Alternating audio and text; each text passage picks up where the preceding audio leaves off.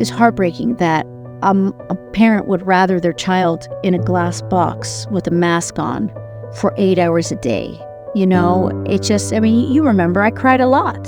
It was painful, and I just couldn't understand it. And even though it was even more painful to be bombarded with nasty emails and being yelled at in my face about how dare I not protect the kids, I knew, based on all the people I was speaking to, the science, the real science, the doctors, you know, the people that were actually studying this in a different way, that what I was doing was actually keeping them safe. Thank you for being on our podcast. Today we have Leila Centner, founder of Centner Academy, and happens to be my wife of 11 years, 11-ish, yeah. And you've been a victim of cancellation on 2 separate occasions. This is the place you want to be, because this is where you can have your story be told. So just for starters, before we get into the entire story, is there anything at all that you would have done differently that might not have landed you on this show in the first place? Well, I think now that I know what I know about Zoom, I might have done an in-person meeting or something. There you go. Because, you know, they did take my message out of context, and they did only snip the parts that, you know, made me look, you know, not so great. And they didn't put all the rest of the, you know, that made me look softer and more loving. Sure. They kind of made me look like a dictator. Zoom bad, Zoom very bad. Yes. You know, Leila, we talk on the show a lot about how your online reputation can be used against you, but what if you could take back control? Guess what? What? Erase.com does exactly that. Are you kidding me? They're an online reputation management company that is fantastic. They allow you to take back the power and not let the digital world decide what is said about you. You know, you bring up a good point. Don't let your online past define your future. These folks, they should call the experts at Erase.com because they can help. Like they helped us? They sure did. And because you listen to Erase, if you just type in the promo code ERASED10, you will receive 10% off these amazing services that help you take back your power. That's a great deal. Reference promo code ERASE10, you can get a 10% discount off their services. I like it. Do it now. Do it now. What in the world prompted you to want to create a school in the first place? I have to start with that. I don't know. You know, I come up with these crazy ideas, and you're such an amazing, supportive husband that we roll with it. But, of course, the reality is, you know, we had a little girl, and we toured all the schools, and we saw that there wasn't anything good enough. And so we do what good entrepreneurs do, right? We decided, let's just create our own. So take me back. When was this? What time period are we talking about? I mean, it was 2. Yeah, I do. And 7 years ago. Yeah. Mm-hmm. We toured the best schools in New York. Mm-hmm. And we were like, wow, if this is the best, then we can do much better. I remember well. Yeah. Yeah. And I remember asking you, you know, hey, you're a native to Miami. You were born here. Why not go back to your hometown? Mm-hmm. I remember that day you were excited about it. You're like, you know what? I could do that. I could be back in Miami. I would have wanted to do it for a really long time. There's a special place in my heart for Miami. Always will. In spite of everything, I will always have a place in my heart for Miami. So this is like 7 years ago. You and your husband, me, moved down to Miami with the intention to start a school. So what is 7 years ago? That's like 2017, 2018. Yeah. Yeah, okay. And what was the initial vision for the school? Because as I understand, what you have today is very, very different from the original idea. You like to say I did scope creep? Creeping scope. Creeping scope. The initial idea was a small school with maybe 50 kids, one building, you know, of her closest friends. It was really all about her at the time. Preschool. Just something small. Mm-hmm. And once we got into it and COVID hit, and our eyes started opening. Well, no, I don't want to get to COVID yet. Okay. Yeah. Okay. Yeah. All right. But, you know, once we got into it, then we realized it's not just about our kids. It became about a bigger mission to help make this world a better place through education. Okay. So that's how I scope creep. And just creeping scope. So where generally in Miami? What do you have? How many campuses? How many students? Just give us a little context. So 3 campuses, over 330 students, as well as a baby brain building where we have mommy and me classes. It's a great feeder program to our preschool. These kids are learning from 3 months old, different exercises, baby exercises to strengthen their brain, help them creep and crawl and all the great stuff that babies should be doing. Okay, so as I understand it, we bought another school in February of 2020. Is that right? January 2020. January 2020, and what kind of school was that? And how many parents were there? And how many students were there? So we had it was a school that had 260 kids. We had about 15, 20 kids of our own. And so we became about 280 combined.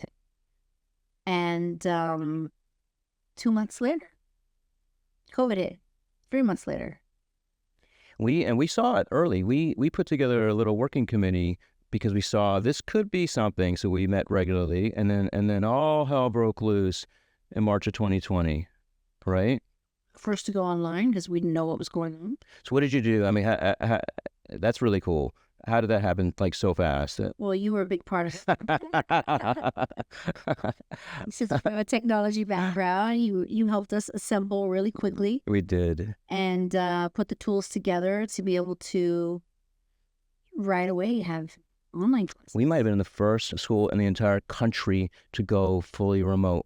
Everything happened like on a Thursday, and like by Monday morning, we were fully ready, tech stack, everything ready to go. I'm really, really proud of that, right? Did, because we didn't know. We didn't know what we know today. Yeah. So we wanted to be careful, cautious. But then as time went by, like pretty quickly, something didn't feel right to you, right? Well, tell me about that. Something just didn't feel right in general because I could tell that there were different parts of the country doing different things, and there were different parts of the world that we had such different rules. And I thought, if this is truly something that is going to wipe us out, how is it that there's such difference in opinions, difference in rules, difference in regulations? So I remember having a conversation with a parent, and she said, listen, you might want to look into Bill Gates a little, study Bill Gates. Mm-hmm. And that's when I went online and I started digging, the alternative media. And I don't know if you remember the day I came to you and I said, honey, I think there's a bigger problem here, and it's not COVID. And you first thought I was a little crazy. You didn't want to hear it. That's true. Sometimes it takes men a little bit longer to come to realize these things. Yeah.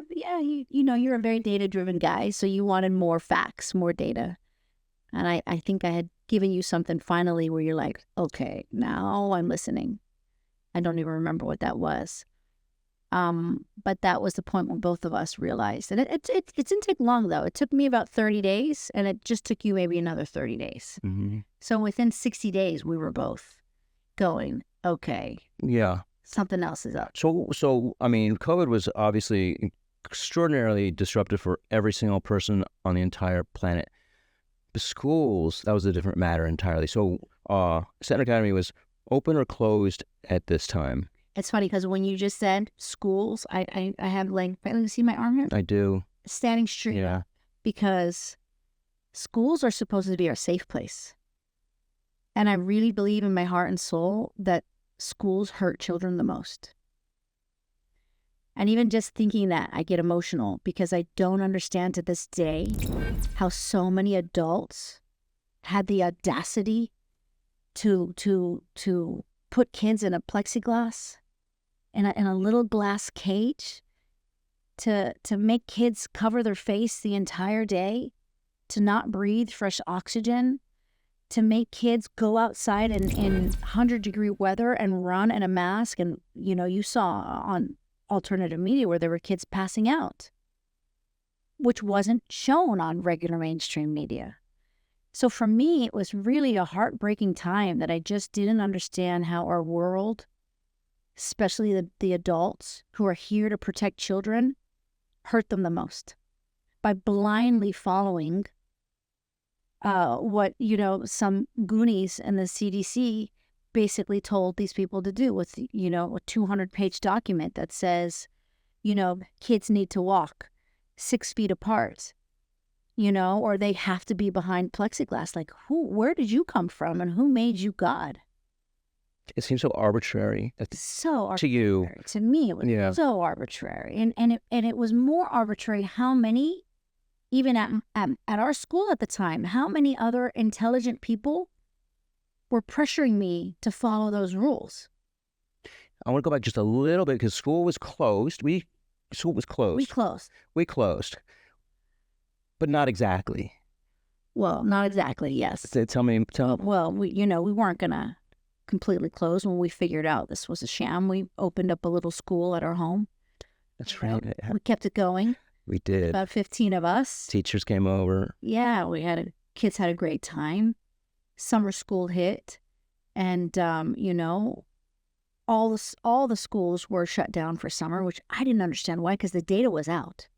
Like, I think this is where you got excited because you saw the data as well. Kids were not impacted by kids was not impacted. You were next to me when I got on the phone to a chief pediatrician at one of the hospitals, children's hospitals, and he gave me all the data. And kids were not dying from this. It was 99.997%, something like that. I think I can't remember the exact numbers, but I think at the time it was like 3,000 children's cases, and only 3 kids had passed away. Many comorbidities. They had comorbidities, and they were obese, and they had all these issues. And so I'm like, so there is no problem for kids, right? And his answer was, well, you really got to follow the CDC. And it's like, how blind could you be? You're looking at the data yourself, and you're still ignoring it. And in the process, harming kids. I mean, there's so many kids with speech delays to this day because of not being able to see adults' mouths when they're learning how to talk. Can you imagine 2 years old? And your job as a 2-year-old is to read lips. Like, you read facial expression. And for 2 years, especially in places like New York, you don't get to see lips. It's really had a huge impact. It's had a huge impact on our children. It's had a huge impact on our future. And the thing that always gets me is the fact that intelligent PhDs, doctors, all sorts of intelligent adults decided it was okay. So the summer of 2020 went by, and then our school opened up, right? And we were actually maybe the first school in the country that opened up. Well, not only did we reopen up, but in August, a month sooner, we opened up with teacher training. And that was also very controversial. Why? Because adults were afraid to be in the room with other adults, even though the data had been out by then, right? Like, if you really, really wanted to analyze this, you knew that you were safe if you were a healthy person. And if you didn't have a lot of comorbidities and, if you weren't obese, like, the data was out. But people were still listening to the media, and they were panicked. And so we had teacher training where half the teachers had masks on and the other half didn't.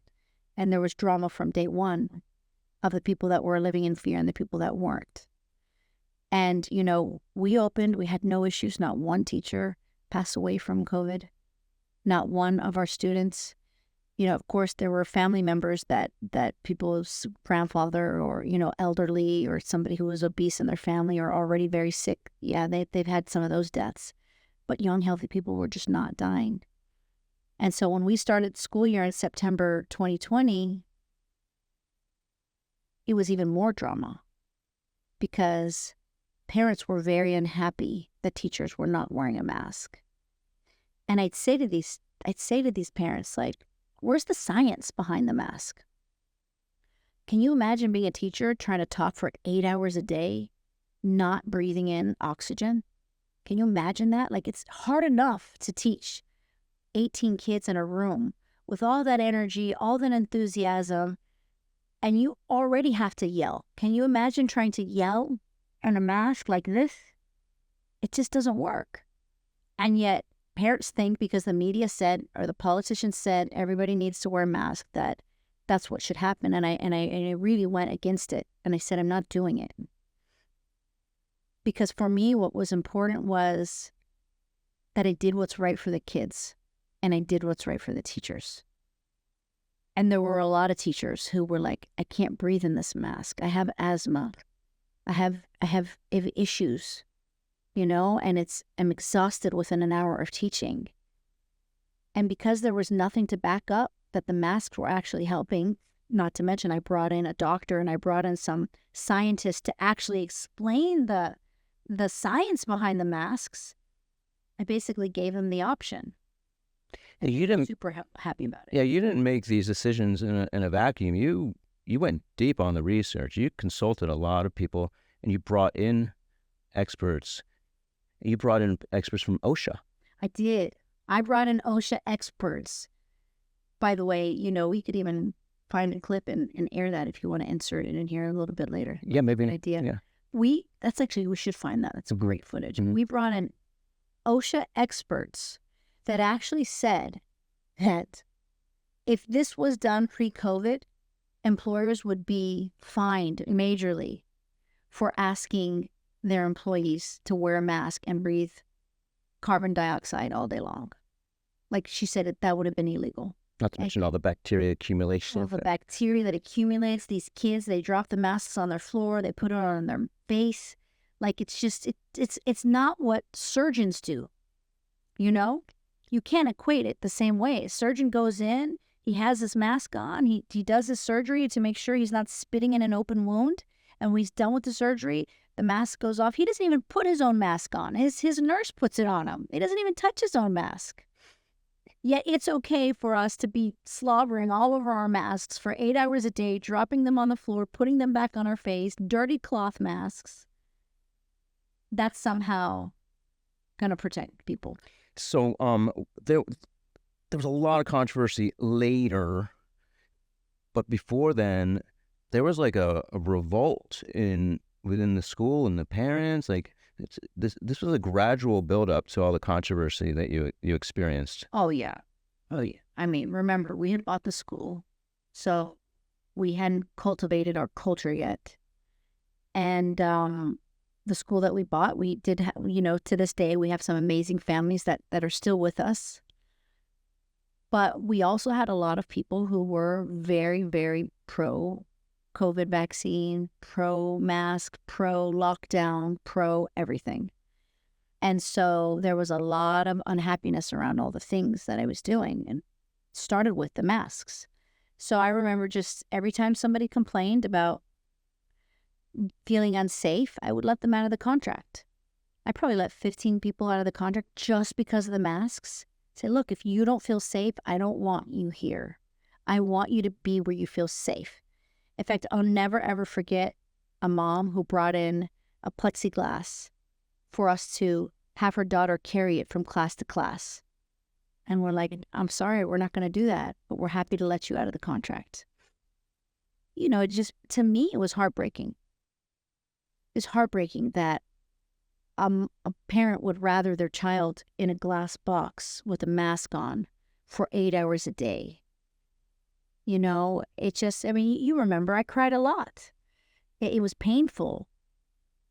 And I just couldn't understand it. And even though it was even more painful to be bombarded with nasty emails and being yelled at in my face about how dare I not protect the kids, I knew, based on all the people I was speaking to, the science, the real science, the doctors, you know, the people that were actually studying this in a different way, that what I was doing was actually keeping them safe. Yeah, I mean, one thing that I really admire about you is these little kids are with you in your facilities for many, many hours a day, you know, arguably more waking hours than they are with their families. And so you took that responsibility in an enormous way to create not just a safe and a healthy way, but their happiness as well. Yeah. You know? Yeah, I mean, I'll never forget during those days, I would be walking into the lunchroom or something, and all the kids would run up to me and give me hugs. They were so happy that I was not tying them down. Like and sometimes I'd have like 20 kids at once hug me during COVID. Wow, you love that. I know you. I loved it. Yeah. I love that. Do you love it to this day? I mean, it's cute, and they're sweet, and all they want is to be happy. All they want is to be free. Like, we can't take a child and lock them up in a cage and say we're here, we're protecting you. Mm-hmm. 'Cause it's not. So toward the end of 2020, Operation, was it Warp Speed? Is that the name of it? Was the vaccine? Was they're getting ready to release this thing in like record time? December 2020? Yeah, right around then. And I think it was it released in December or January, right around then? It was released in December, and I knew that we needed to get the other side, the information on the other side out. And Meaning what? I don't know if you remember, but we brought in Bobby Kennedy. Yes. Literally January of 2021. Mm-hmm. Actually, might not be a bad idea to insert a little clip of that. Okay. But he basically, we sat our teachers, our parents, anybody who wanted to listen. We didn't, of course, force it. We probably had 100 people in that room. And I'll never forget people walking out of that room going, "Oh my goodness." He's very articulate in the ability to awaken people to an alternative perspective. We hold on to our beliefs so tightly, It's a cancellation is not just when the media or mainstream media doesn't do. The parents had a very active part in cancellation as well. There were parents that were more than happy to speak to the media. There were parents that we saw on TV that had their hair and makeup done. We had parents that was on multiple occasions was on TV. They were like really into it. I'll never forget the one mom. I don't know if you remember this lady. She's like, "In the school, and she doesn't let the kids eat sugar." I remember. You remember that? Yeah. And I'm like, "What's wrong with that?" Yeah. And this particular mom, she did not let her kid for 1 second be without a mask, and it was heartbreaking. Her kid was maybe 6 years old. Imagine being 6 years old for 8 hours a day with that stinky, dirty mask on your face. For fear of getting in trouble for taking the mask off. Yeah. With their parents. Yeah. We had also other kids that, would put on their mask coming into school, and the second they got into school, they would take their mask off because they knew that we weren't going to tell them anything, and they felt free, but they had their mask on because they did it for their. Mm-hmm. I mean, it seems like so long ago, yet it was really like yesterday. It was intense. That was a very intense period. It was very emotional. Mm-hmm. I think it was the biggest life challenge that I've ever had. I don't know how you feel about it, but I feel like, it was a really punch in the face, like being punched multiple times in the face, but also realizing that, okay, God's serving me this for a reason. I decided to stand up to people a lot bigger than me. And so what am I going to do? I'm not going to lay down. I'm going to fight back. And how did I do it? You remember I had my meditation coach. I had my rabbi. I had all my spiritual support on the phone, almost every day. Just, okay, help me breathe through this. Just to be able to navigate the punches and knowing that as long as we stood in our truth, or, especially me, because I was the one pushing it, that I was going to come out stronger. And even though, at the moment, I had a lot of black eyes, that I knew that the other side of it would be a lot more beautiful and that I would keep these kids safe. And to this day, I have kids come up to me and give me the biggest hugs and say, "Thank you for not forcing me to wear a mask during COVID." Mm. I had parents coming up to me to this day thanking me because their kids had their kids felt normal during COVID when other kids had increase in anxiety. Their friends would have increase in depression. They would see the impact that COVID had on their friends' kids, And then they saw their kids and how resilient and how strong they came through it because of the environment that we together, really, because you were very supportive of me at the time, and I couldn't have done it without your support either, because you were getting punched right with me. You were the serial tech entrepreneur, anti-vaxxer, and, you know. Reluctant activist. Yes. Thrown into reluctant activism. But I couldn't have done it without you either. Because imagine if you were mad at me for this. Like, I could fight the media, but imagine if I had to fight my husband. I remember. I don't know if I'd be able to do it. I probably would have surrendered and said, you know what, I can't do this because, like, my work isn't. I don't think so. I think you would have kept going. Yeah. Sure. So I remember, so we were approached by the media a lot at that point. New York Times, Vanity Fair, Miami Herald, Anderson Cooper, Stuart Varney. I mean, Good Morning America. Good Morning America was one of my favorites. You want to tell? You remember Varney? Inside joke. Yeah. Leila, she couldn't, somehow she couldn't remember his name, and she thought his first name was Varney. And she was interviewed, and he's like rapid fire, and she's like, Varney this, Varney that, and when she's done, she's like, I thought that went pretty well. And, like, you know, you called him Varney 6 times, by the way. His name is Stuart. No, but Good Morning America. Do you remember that one? Yeah. Oh, yeah. We still have it on our phone somewhere. Yeah. You share. I mean, we had a great interview with them. Great interview on the rooftop of our preschool. They did not show 1 minute. We were so, this was like day 2 of everything blowing up. And you and I were on the rooftop of our preschool. It was a beautiful playground. And we were so calm and poised and articulate and heart-led.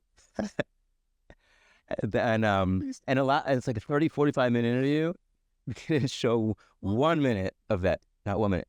And then we had then we had an interview like the next day with MSNBC. I won't say her name. Oh God, she was the worst. She just tried to get you to all riled up. And I remember the VARS thing, that vaccine adverse injury reporting system.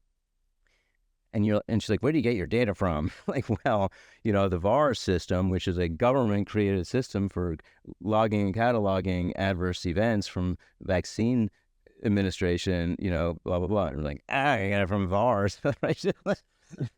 And I think, and we learned in that moment that we need to, we cannot do live, we cannot do recorded things anymore, because she's just going to slice and dice that thing to make her look great and make you look foolish. And at that moment, we decided we have to have everything in writing, all questions in writing from everybody. And although I think today we would be able to handle more live. I think so. Even recorded. I think so. Because really, even if you think about it, the interview the day before, we handled it well. She was just nasty. She was out to get you. She was out to get me. Yeah. I still wish. Yeah. You know, we had a PR firm at the time, and everything was blowing up. And see if he wants. Varney? It's a Cooper. Oh. Yeah. We turned him down. Yeah. I think we should. Yeah. If he's still interested. Sure. Okay. See what he thinks. Anderson, if you're out there, she's available. Yeah. I'm ready for you. She's ready for you. So we had a PR firm at the time, and she's like, look, I do schools and restaurants. I don't do global media crises. You guys need a crisis PR firm. So we got somebody who were fast learners, right? They whipped us into shape, and then we tried to take control of the narrative as much as we could. Yeah. And I think it turned out pretty decently. So we were in the... Well, they really, even when they had good interviews, they just wouldn't air it. Yeah. They got good interviews from our teachers, from some of our admin team, and they wouldn't air it. No. I mean, how is that fair to have one-sided information That's right. They have an angle. Yeah. You know, and general journalism, they, but you know, a lot of mainstream media seems to have an angle. You know, so let's fast forward because then there was round two. Yeah. Round two of conspiracy, controversy rather. When was that? The second round. Well, let's go back to round one because we didn't finish that part of the story. Okay. So by April of 2021, we already had the renewal contract. Oh, yes. For the next year. Yes. Okay. Yeah. So by the time the media hit, basically I had a rush of parents wanting to cancel their contracts. Just give us some percentages or quantities. Gosh. Must have avoided over 40 contracts, $1 million worth of contracts. How many? And you just said, here you go. We're not the right place for you. I wanted to meet each parent face to face to hear why they wanted out, which was all the same reasons. They weren't aligned with me. They didn't believe in what I was doing. They believed that not only should all the teachers get the vaccine, but their kids should get it as soon as it's allowed for kids. And I wanted to look them in the eyes and I wanted to hear them say it. And then I'm all about money and energy exchange. And because they didn't want to be there and they didn't feel aligned, I didn't want them to be there. So I was happy to let them out. And that's what I did. And we had dropped from, 280 kids down to 70, 80. But I didn't know the tidal wave on the other side that was about to hit. Well, but how many teachers did you lose? Oh my God, I forgot about that part. We literally, so we had all of our teachers had been signed up until that point. So recruiting was done. Literally overnight, our entire elementary school teachers from first through 8th grade, I think maybe 80% of them quit overnight. And you didn't. School stayed intact. And you didn't tell me. I didn't lose it. And you didn't tell me. I didn't tell you. I'll remind you how that went down. Our preschool teachers completely stayed intact. Maybe we lost one or two, but they were with us from the beginning, so they were already more, aligned. So I don't know if you remember, but I was furiously doing interviews. You remember that? Non-stop. I did not tell you because media, a podcast. Podcast. Yes. I did not. Speaking engaged. Yes. I did not want to freak you out. You would have freaked me out. I probably would have been angry. You probably would have. You would have freaked me out, and it wouldn't have helped me be able to do what I needed to do. Yeah. So I'm like, okay, hopefully nobody mentions anything to him. I'm just gonna hunker down, and I'm gonna do as many interviews and speaking engagements as I can, so that way, hopefully there are amazing teachers out there who actually were fired because they didn't want to get the shot, and they're gonna want to come work for us. And that's what happened. There were a lot of amazing teachers from New York and California who saw me speaking, saw me on a podcast, and they were like, can we relocate? Because we did not want to get the shot. And they were great, smart, intelligent teachers and there were some teachers, they were pro-vaxxers, but they just did not want to be forced to get something that they didn't know what it was. Just the fact that their boss was going to force them to get a medical drug when their boss knows nothing about their body. Like, they're like, just like, who are you to force me to get a drug? You're not a doctor. And so literally with a lot of prayers, because I was praying hard, multiple times a day, and nonstop interviews, we were able to fill every role. You were furiously busy that summer, and I found out later what you were doing, and that's like a Hail Mary. I really, really hope this strategy works because I don't have a plan B. There was no plan B. Really think about it. Right. What was plan B? And they were trashing me. I had to speak in front of people who understood me because I knew their audience might resonate with what I'm saying. And really, alternative media and these podcasts and these alternative stations are what my people are listening to, right? And so, like, speaking at these events, these large events, right? That's where I was hopeful. And I've seen so many standing ovations for your speeches. It's like beautiful. I'm so proud of you. So anyway, and something remarkable happened with the parent community. yeah. What happened? Yeah. So, I mean, we had an influx that summer of families from all over the world who resonated with what I was saying and saw me being blasted. And they were like, why are they blasting her? Like, I admire her for standing up for what's right, and I admire her for protecting our kids, and I haven't been brave enough to do what she's doing, but knowing the fact that there's someone like her out there who's willing to stand up against authority to protect kids, that's where I want my kids going. You know, I was on the receiving end by request of all of the inbound emails from people around the world who felt the need to say something. And out of the thousands and thousands, the ratio is probably like 4-1, favorable to unfavorable. Really? Yeah. It was really, you know, it kept me going, it kept you going, and kept a lot of us going. The phone would ring at the school, and our poor receptionist would answer these phones and get blasted with the most despicable things that people can say. You know, the people would write horrific things about us. You know, the local newspaper printed a picture of our personal residence, right? So that made us really alarmed. You know, that freaked you out. Now, all of a sudden, you know, we increased security, if you remember, from 2 to 4, 24 hours. Thank goodness we live in Florida. Huge rifles, you know, warning signs on our gate saying, if you enter, you will be shot. You know, I didn't understand why they posted our house. Like, it's almost like... It's almost like they couldn't cancel us, so they were going to try and get crazy people to hurt us. That's what it felt like. Like, they didn't succeed in canceling us, but they wanted people to hurt us.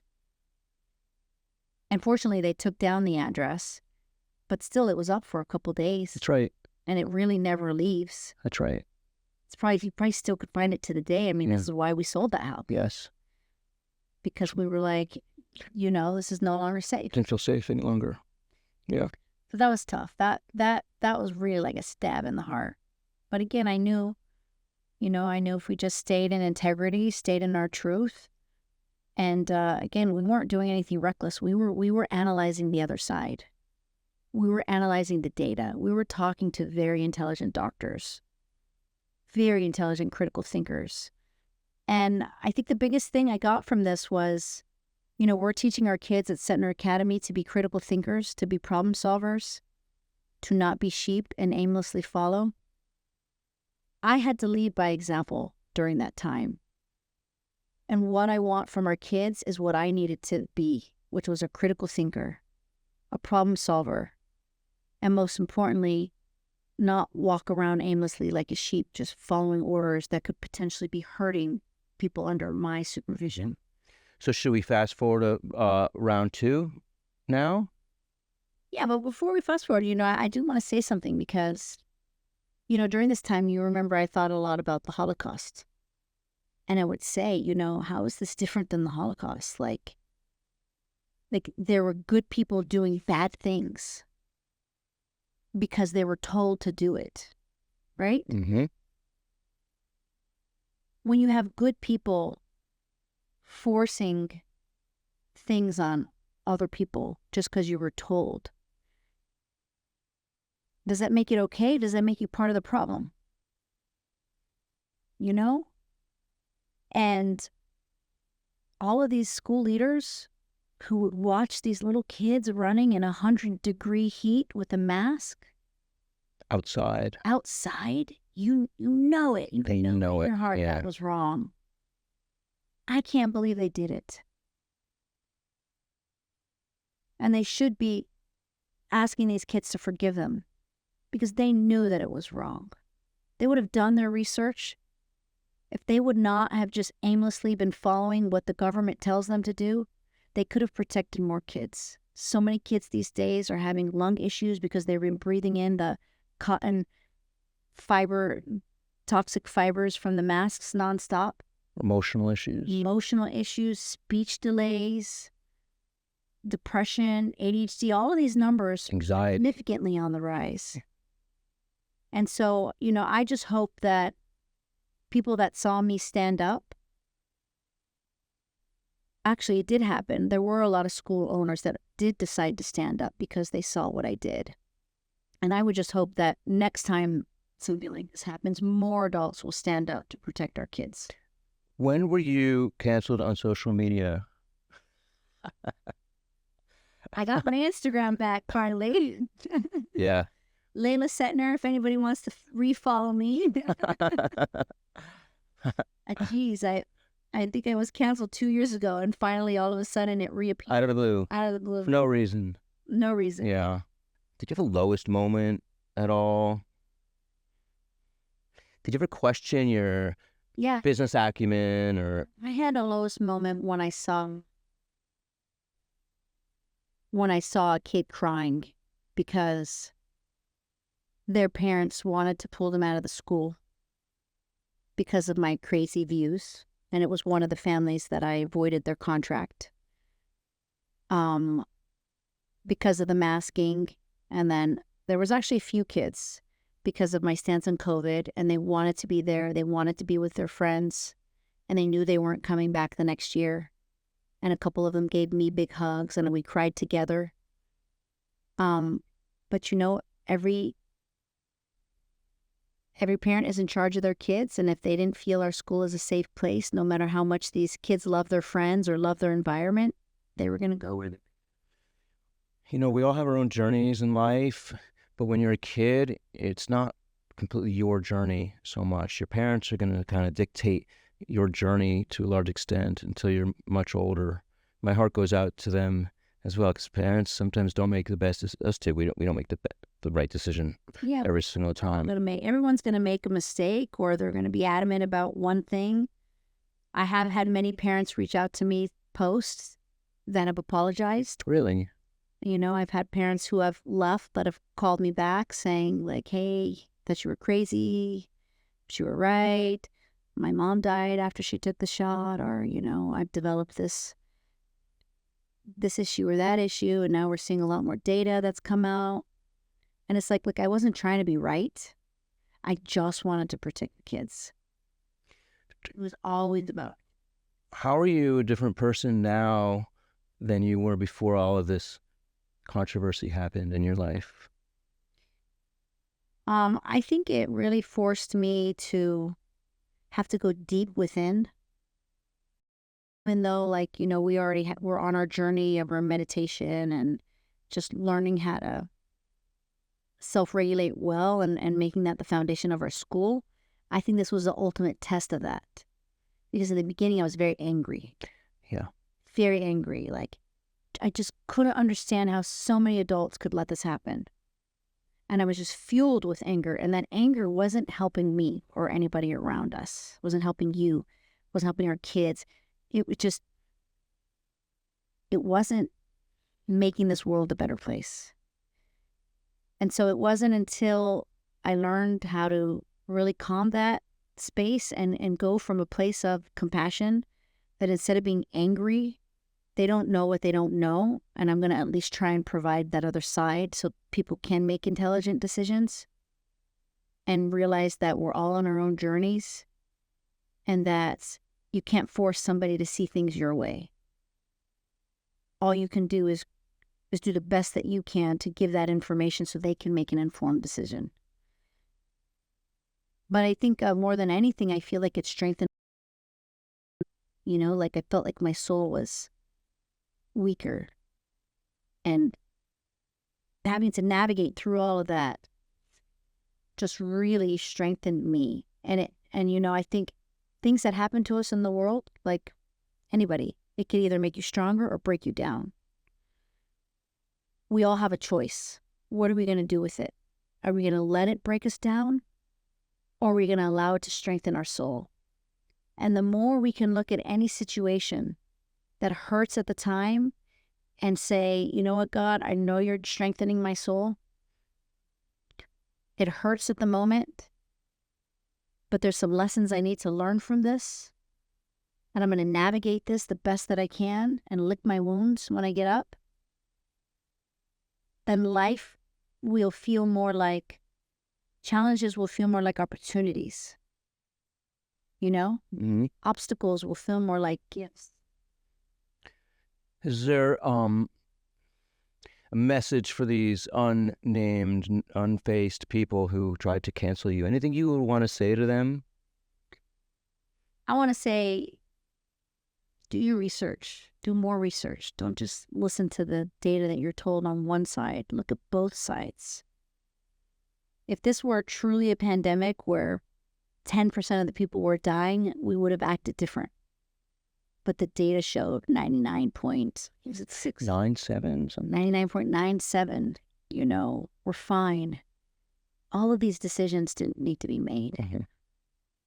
And it wasn't just for a few months. I mean, California and New York, it was like 2 years. They were still masking, still mandating. And I think the big lesson is, especially, you know, I mean, a lot of people in the media, they're doing what their boss tells them to do. But there were a lot of good people in the media that actually broke out of traditional media and they went into alternative media because they were like, I'm not going to be told to lie. And I think I have compassion for people that are in a job that are told to lie and they continue to lie. But hopefully more people in the media break away and do the right thing. Or if they really believe these lies, you know, hopefully they'll start to be a little bit more curious. Like you were curious when I was talking to you, you started to be more and more curious. Like, okay, this is interesting. Tell me more. If we're curious as a society, we won't be able to get duped so easily.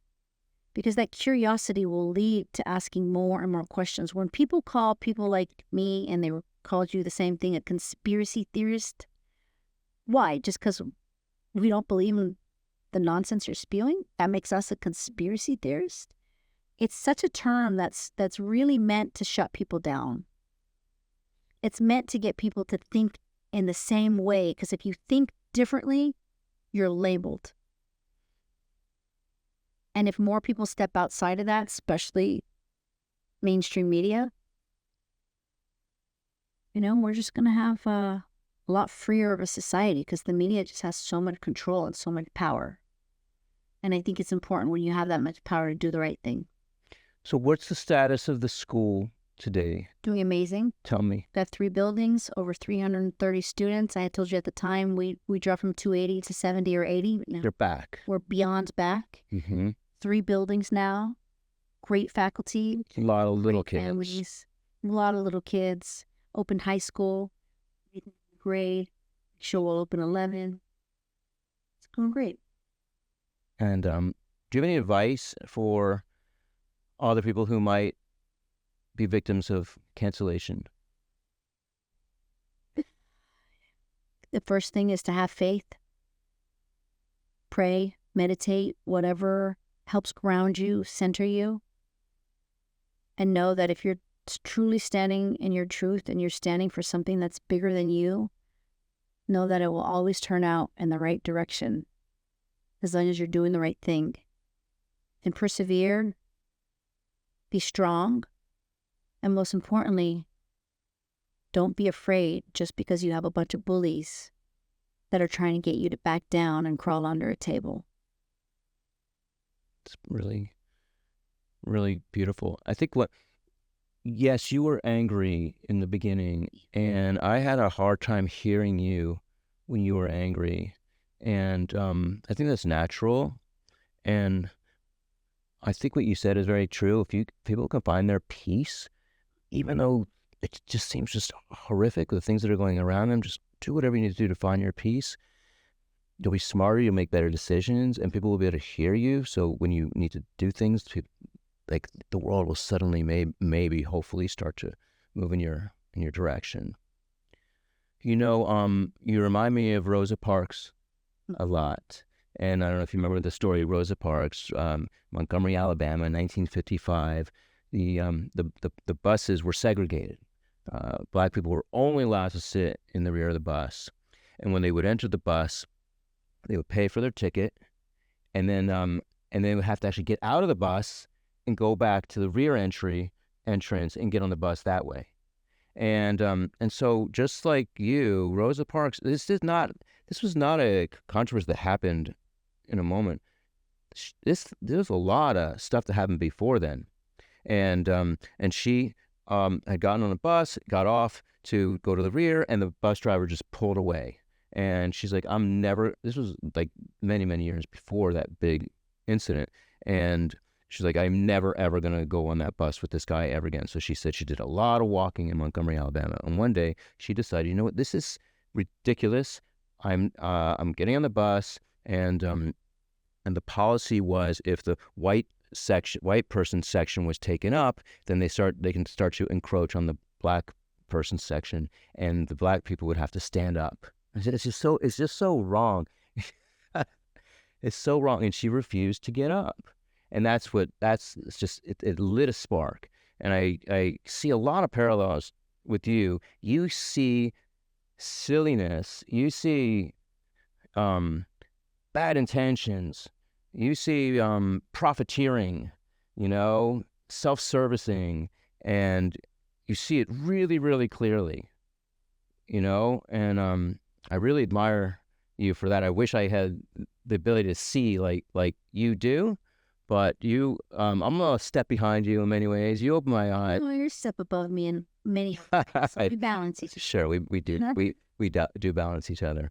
I really, this is going to be so much fun doing this podcast. I with you. I think that we're uniquely qualified to do this podcast, and I welcome the opportunity for anybody out there who is themselves has experienced cancellation, who thinks that this might be a really good forum for you to get on and share your story. This is a unique opportunity to get your side of the story out.